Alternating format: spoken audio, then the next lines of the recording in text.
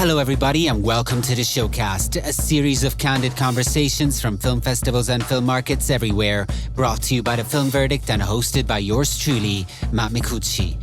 Today we're diving into the vibrant world of the Berlinale, spotlighting another gem from its Panorama Dokumente section. Our focus turns to a remarkable documentary on the one and only trailblazer, Peaches. Known for her daring blend of electronic music, pop and hip-hop, and her fearless exploration of sexuality and societal norms that have captivated audiences worldwide. Teaches of Peaches not only chronicles a recent anniversary tour celebrating her seminal album of the same name that was originally released in 2000, but also weaves together recent footage with unseen archive material for a truly immersive experience, fit for those ranging from diehard Peaches aficionados to anyone who has not yet been introduced to her. Joining me in discussing the movie are its directors, Philipp Fussenegger and Judy Landkammer. And I'm delighted to share this conversation with you as the latest episode of our podcast series. So fire up an Audiotini and listen to the audio waves as they fly through the air. This is the Showcast. Philipp, Judy, welcome to the Showcast. Hello. Pleasure to talk with you guys. It's a huge pleasure. First and foremost, though, you've just recently presented Teaches of Peaches in the Panorama Dokumente section of the Berlinale. Unfortunately, I wasn't able to attend the Berlin Festival or the screening of your of your documentary, naturally. So before we get to talking about this film, I would like to simply ask you, what was the experience like? How did it go? And how did the audience respond to your work? Yeah, it's a great honor to be on the Berlinale. First of all, I'm super thrilled that we even got this much of attention and so much respect, and even a Teddy Award at the end. Great. Same for me. Yeah, it was a huge honor, and to share this experience also with most of the team and with Peaches, and plenty of people were there. I think that, the premiere was wonderful, I have to say, better than I imagined, even though we were all very nervous. I definitely was. Yeah, but the responses were pretty good. Yeah. Well, it's great to hear. So in talking about this film of yours, I'd like to take it from the top because, you guys know who Peaches is. I know who Peaches is. But let's just say that you were speaking with someone who didn't know who Peaches is. How would you introduce her to them? And how would you encapsulate in words what she's all about? Well, for me, Peaches is like an artistic powerhouse, a queer icon, and somebody who loves to not follow the rules. And I admire that a lot. Absolutely. I always ask them if they know a famous song of Teaches of Peaches, Fuck the Pain Away. And I'm surprised a lot of people don't know. And I strongly recommend to have a look at a documentary, because this movie is about that period of time and the anniversary tour, also the time when the album came out and the anniversary tour, and how she became a queer icon. Her message is, I think, now more important than ever. And she was far beyond her time 20 years ago, 25 years ago. Right. Yeah, absolutely. I agree with you. From a personal standpoint, when was it that you first became aware of her? And what was your reaction or response to her music and just her general image and aura? When I was in my teens and I had my first sexual experience, sex with a man, Peaches was playing in the background, the whole album up and down. And I was like, what the fuck is going on with this person? And I was like, that was my first contact with her. And I was super surprised that so many years later, I got to know her in person. That was just, my memory I had from that.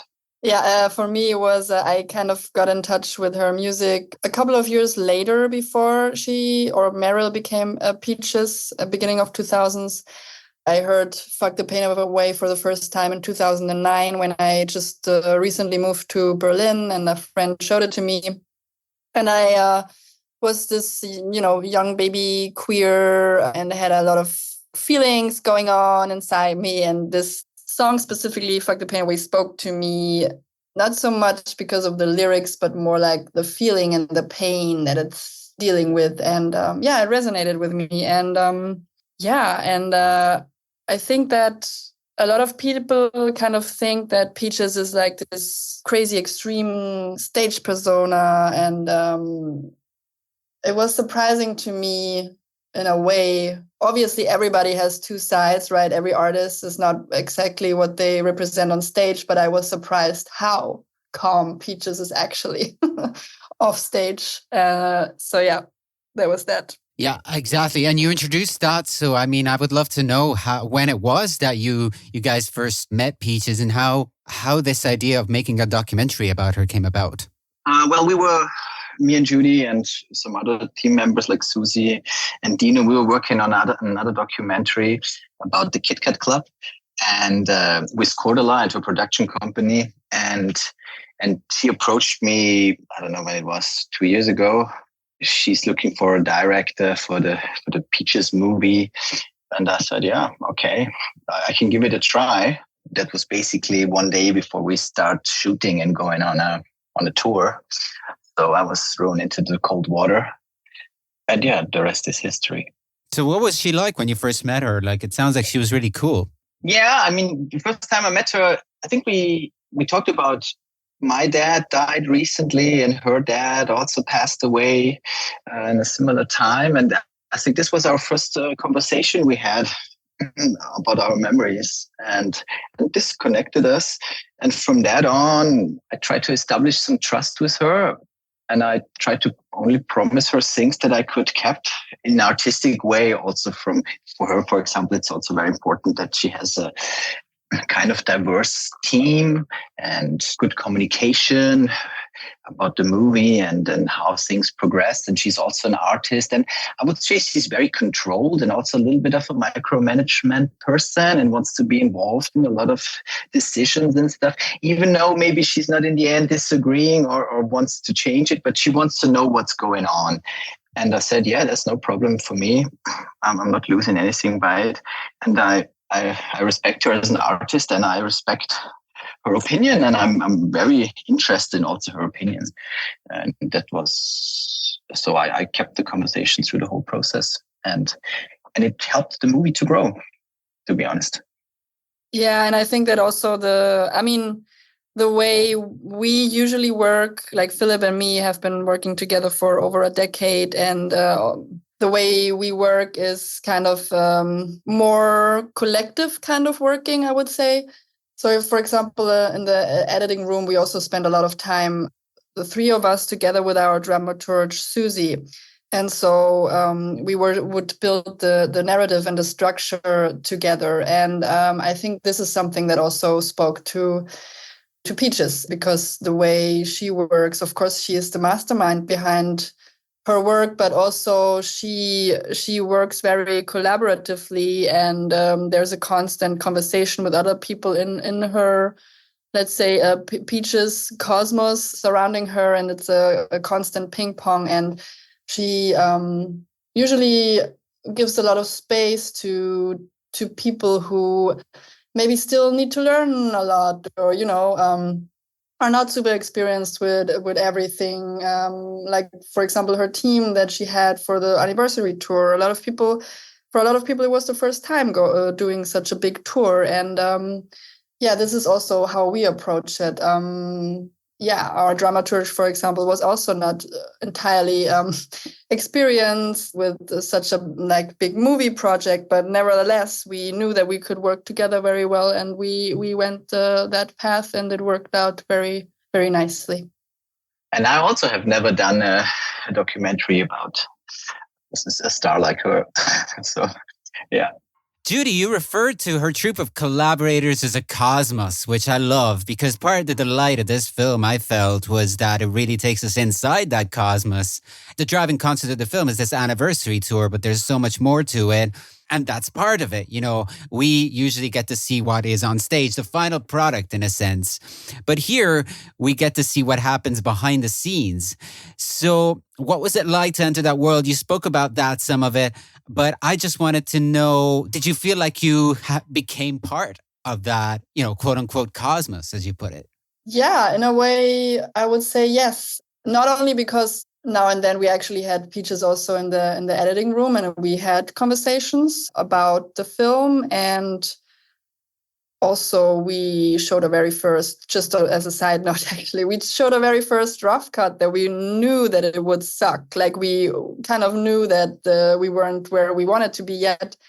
And nevertheless, we showed it to Peaches because we really wanted to see how it feels like for her and for us also to see when other people watch the film. And that was a really nice experience to also get like a critique and then learn from that experience. And also, I think the whole thing with the archival footage, I mean, we had this massive amount of archival footage, and that not only was recording herself while being on tour or TV snippets, but it was also like all her music videos, etc. Like we got to know so many things on a different level that really enriched the film. And the movie would not have been what it is now without like these treasures. And I'm not sure this answers your question actually, but yeah.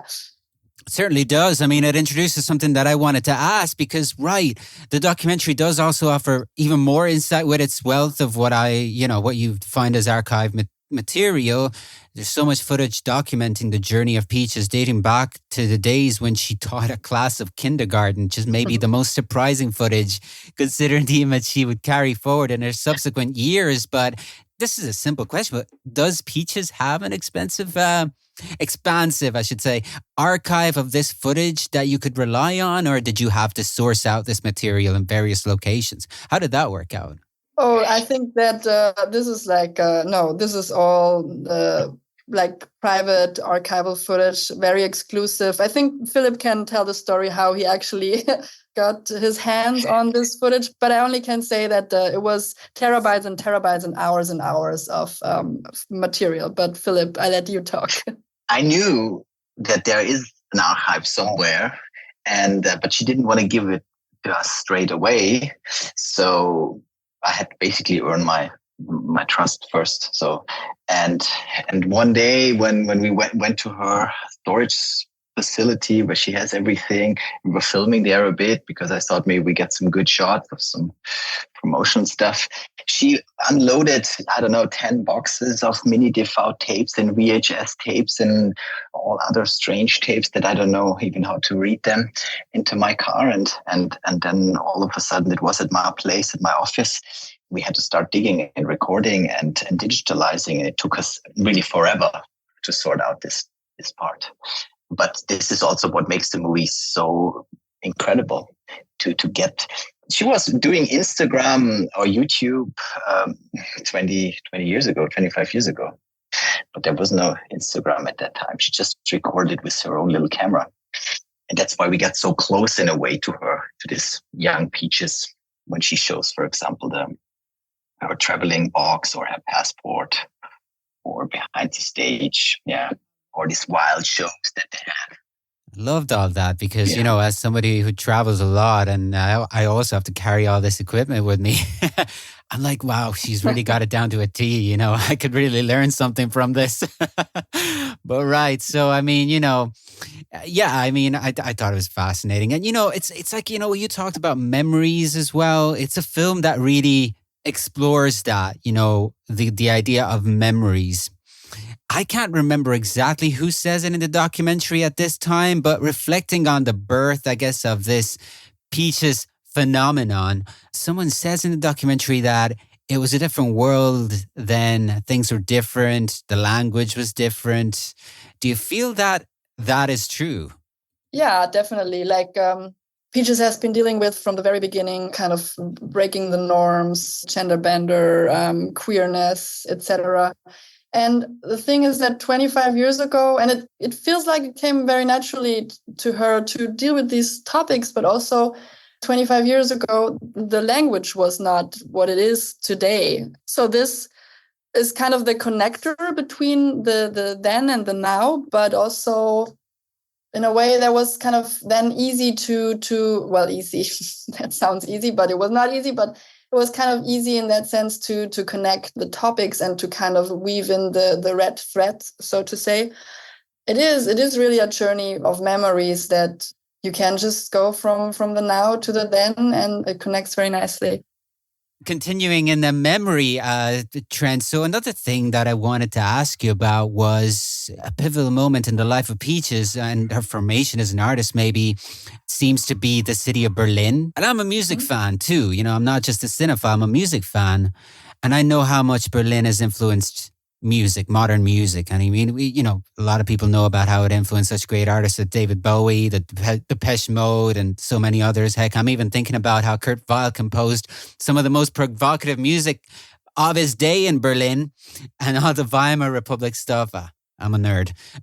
So what is it about this city at that time even that you feel inspired people over the years? Because it seems to have impacted Peaches also. When Peaches first came to Berlin, I believe it was end of the 90s, 2000s. So this was only, not a very long time after the wall fell. And there was still a lot of free spaces. You could basically do whatever you want. I mean, Philipp and I, we are kind of next generation. I think we could say it was still a bit of a flavor when I came to Berlin of this, like in 2009. But I think, around the 2000s, it was really like the city of do whatever the fuck you want to do. There was always people with open minds for everything. And you could always find collaborators who would be up for all kinds of shit. And that was ideal to just experiment and to get to know yourself as well. And figure things out for your artistic life and for yourself. And so I think it was just ideal. Yeah, absolutely. I think at that time it was definitely like that, wild and free and a lot of free space. But I still hope a little bit of that is still today in Berlin. As for my personal experience, it is. That's why I came to Berlin, because I felt it's a very free city, very liberal, and it's still today. It still has this attitude. Some of it, right? Some of it, not all of it, maybe, but some of it. Not all of it, of course. It changes all the time, yeah. And you talk about the Kit Kat Club. I mean, is that still around? Yeah, that's still around, for example. It's still existing. They had their 30th anniversary. 30 years of Kit Kat was last Saturday. Well, until that's around, then maybe a part of it is still like that. So getting back to the filmmaking aspect of your documentary, Teachers of Peaches. Peaches is such a vibrant artist and her music is so vibrant, so lively. This is a broad question, but I'm curious to hear your answer. What was your approach to making a documentary about her that could somehow replicate that raw power of her art? Yeah, that was my question from the beginning. How to get this BAM into the movie. I thought, let's go on tour. Let's try to find the intimate moments of her backstage. But that turned out to be very difficult because everything is very structured and it's very difficult to get close there. So I was like, okay, maybe we can edit all the shows together into, because it was only me and Dino on the tour, and I mostly was directing and doing sound. I was a sound technician, so we were very limited. And so during the shows, I also did camera work. So we tried to get the best moments from the shows out. And the plan was to switch between those layers, between the different moments in not only on the tour and the different shows, then also in the archive that I was hoping to get at a certain point. And that her voice and her music, that is still the same. And then it was now and 25 years ago. And to find a way how to put in the different topics, what she stands for, and find other voices who speak for her.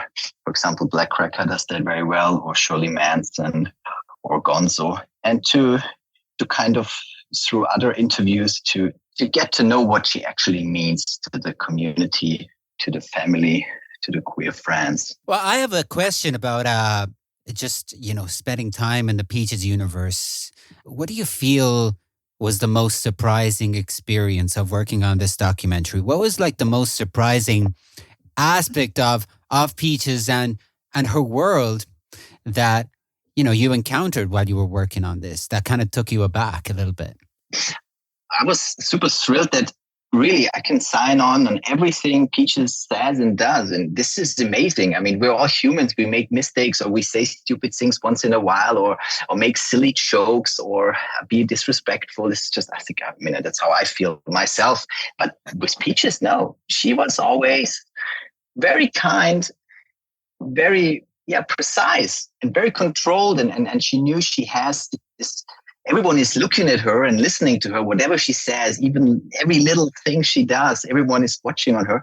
And she's really on point and very sharp and very thoughtful about a lot of things that I don't even have an idea of. Yeah, I would double that. And also, I was so pleasantly surprised that every time one of the first things that Peaches would always ask is, how are you today? And always would remember the things that you talked about, in another meeting. And I don't know, for me, that was actually more on that level, I was becoming a huge fan of the offstage persona. That's great. They say never meet your heroes, because they might disappoint you, but it doesn't sound like this was the case then. So that's lovely to hear. No, that's really true. Yeah, that's really true. Yeah. Right, guys, it's been great chatting with you about this film, but I just want to know now that, the film was screened at the prestigious Berlinale, what's next for this documentary? I mean, where are people going to be able to see it? And will it be hitting the road anymore, maybe screening at different festivals here and there? Yeah, I think the next one is in Copenhagen next weekend. That is, I think, the international premiere. Then there is the American premiere. Do we allow to say that, Judy? I think I have no idea. At the Hot Dogs in Toronto. Yeah. Just say it. And then it goes of course, it comes into the cinemas on end of May or something like that. I think May, yeah. Yeah, May. For everyone to watch. In Germany, yeah. In Germany, yeah. Well, that sounds great. So, guys, thank you very much for joining me and talking about Teachers of Peaches. Thanks a lot. Thank you very much, Matt.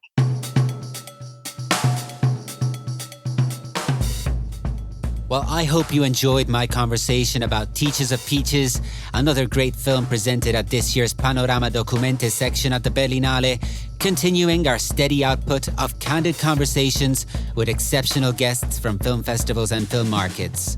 We'll be releasing more with regularity throughout the year, so make sure to follow us wherever you get your podcasts from. Till the next time, from The Film Verdict, this is Matt Micucci signing off. See you soon.